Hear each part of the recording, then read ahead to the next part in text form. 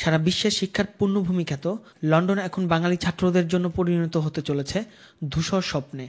বারবার ইমিগ্রেশন নীতির পরিবর্তন, ছাত্রদের ওয়ার্ক পারমিট বাতিল, টিউশন ফি বৃদ্ধি সহ বিভিন্ন সমস্যায় তারা আজ শঙ্কিত।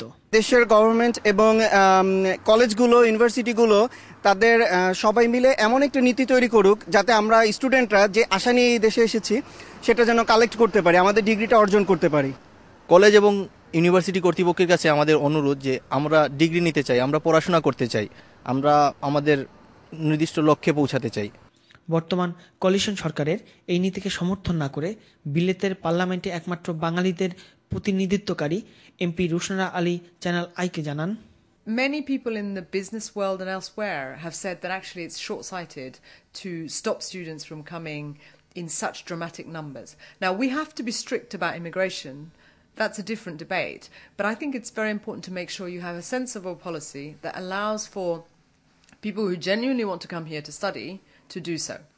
Now, that's different from people who come to study, they say they want to study, but actually they want to come to work.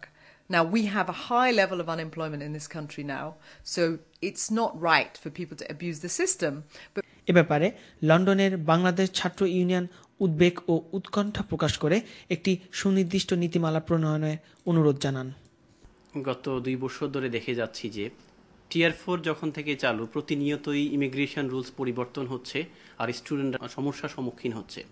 তো তাদের জন্য আনন্দের বিষয় যে আগামী 6 এপ্রিল থেকে নতুন রুলস আসছে এবং সেই রুলস স্টুডেন্টদের জন্য আমার মনে হয় অনেক ভালো হবে। স্টুডেন্টদের যে হতাশা ছিল কিছুটা হলেও কেটে যাবে, যেটা রুলসটা হয়তো স্টুডেন্টদের পক্ষে হওয়ার সম্ভাবনা অনেক বেশি। পোস্ট স্টাডি ওয়ার্ক অর্থাৎ পিএসডব্লিউ বন্ধ হয়ে যাচ্ছে, তারা আবার নতুন একটা রুলস আনতে চাচ্ছে যে ইউনিভার্সিটিগুলা স্টুডেন্টদেরকে তাদের ডিগ্রি কমপ্লিট করার পরে স্পন্সর করবে, স্টুডেন্টরা 1/3 কাজ করতে পারবে, যা ইমপ্লিমেন্ট হবে আগামী 6 তারিখ থেকে হতে পারে।